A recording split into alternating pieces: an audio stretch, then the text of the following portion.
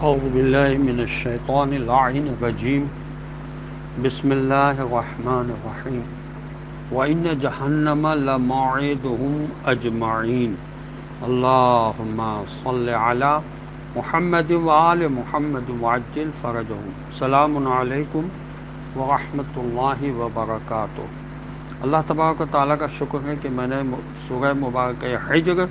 جو قرآن مجید کا 15 نمبر کا سورہ ہے اس کی آیت نمبر 43 کی تلاوت کا شرف حاصل کیا، جس کا ترجمہ یہ ہے کہ اور یہ بھی حقیقت ہے کہ جہنمی وہ جگہ ہے جس کا ان سب سے میرا پکا وعدہ ہے۔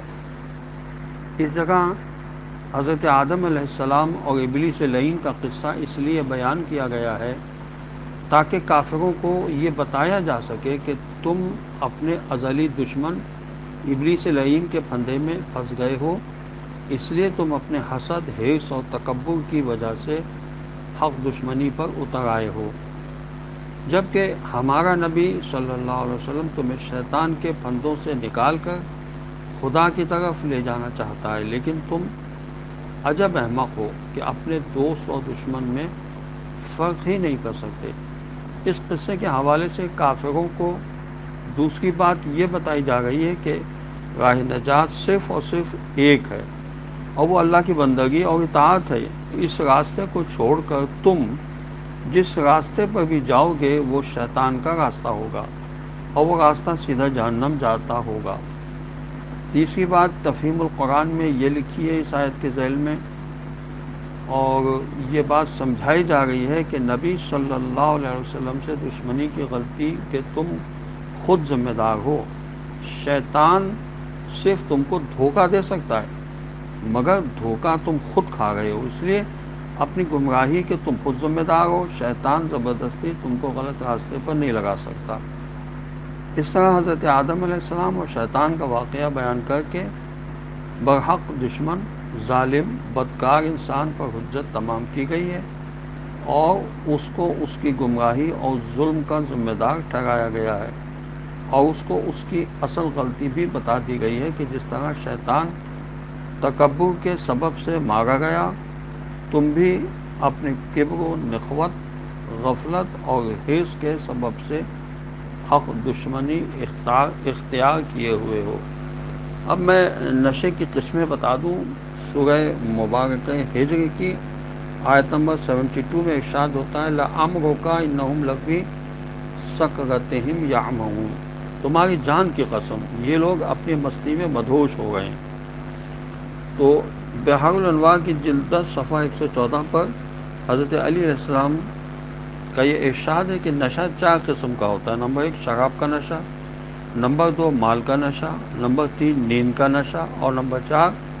ملک و حکومت کا نشہ۔ اس لیے میں نے کہا تھا کہ جو لوگ نیند کے نشے میں ہوتے ہیں وہ صبح کی نماز قضا کر دیتے ہیں۔ حضرت علی علیہ السلام کا ارشاد ہے کہ عقل مند کو چاہیے کہ وہ مال کے نشے، علم کے نشے، اقتدار کے نشے، تعریف کے نشے اور جوانی کے نشے سے اپنا دامن بچائے، کیونکہ ان میں سے ہر ایک سے ایسی گندی بدبو اٹھتی ہے جو عقل کو سلب کر لیتی ہے اور وقار کو سبک بنا دیتی ہے۔ حضرت رسول خدا صلی اللہ علیہ وسلم کا یہ ارشاد بحر الانوار کے جلد 77 صفحہ 102 اور 103 پر موجود ہے۔ فرمایا اے ابن مسعود گناہوں کی مستی سے اجتناب کرو، کیونکہ گناہوں کی مستی بھی شراب کی سی ہوتی ہے بلکہ اس سے بھی زیادہ۔ اللہ تبارک و تعالیٰ اسی گناہ کی مستی کے بارے میں فرماتا ہے صم بکم عمیون فہم لا یرجعون، سورہ بقرہ کی آیت نمبر 18، کہ یہ لوگ بہرے، گونگے اور اندھے ہیں کہ پھر اپنی گمراہی سے باز نہیں آ سکتے۔ یعنی یہ تینوں جو ہیں یہ گمراہ ہیں اور اپنی گمراہی سے کبھی باز ہی نہیں آ سکتے۔ حضرت علی علیہ السلام کا ارشاد ہے غرر الحکم میں کہ تونگری کے نشے سے خدا کی پناہ مانگو، کیونکہ یہ وہ نشہ ہے جس سے افاقہ بڑی دور کی بات ہے۔ اس طرح حضرت علی علیہ السلام کا ارشاد ہے کہ غفلت و غرور کا نشہ شراب کے نشے سے زیادہ سخت ہوتا ہے، جس سے افاقہ بہت دور کی بات ہے۔ اور حضرت امام جعفر صادق علیہ السلام کا یہ ارشاد تفسیر نور الثقلین کی جلد 1 صفحہ 383 پر موجود ہے کہ اللہ تبارک و تعالیٰ کے اس فرمان لا تقربوا الصلاۃ وانتم سکارا، نشے کی حالت میں نماز کے قریب نہ جاؤ، سورہ نساء کی آیت 43 ہے کے بارے میں فرمایا کہ اس سے نیند کا نشہ مراد ہے۔ یہ نیند کا نشہ جب انسان پر طاغی ہوتا ہے تو وہ نماز فجر بھی قضا کرا دیتا ہے۔ اس لیے انسان کو چاہیے کہ اس نشے سے دور رہے، الارم لگائے، لوگوں سے کہے کہ ہمیں اٹھاؤ، بیل مس کال دے دے، لوگوں سے کہے کسی طرح سے بھی نیند کے نشے سے باہر آئے اور نماز فجر قضا نہ ہونے دے۔ اور اگر نماز فجر قضا ہو گئی اور انسان نیند کے نشے میں سوتا رہا تو وہ امام زمانہ عجل اللہ تعالیٰ فرج و شریف کی لعنت کا مستحق بھی قرار پائے گا۔ والسلام علیکم ورحمۃ اللہ وبرکاتہ۔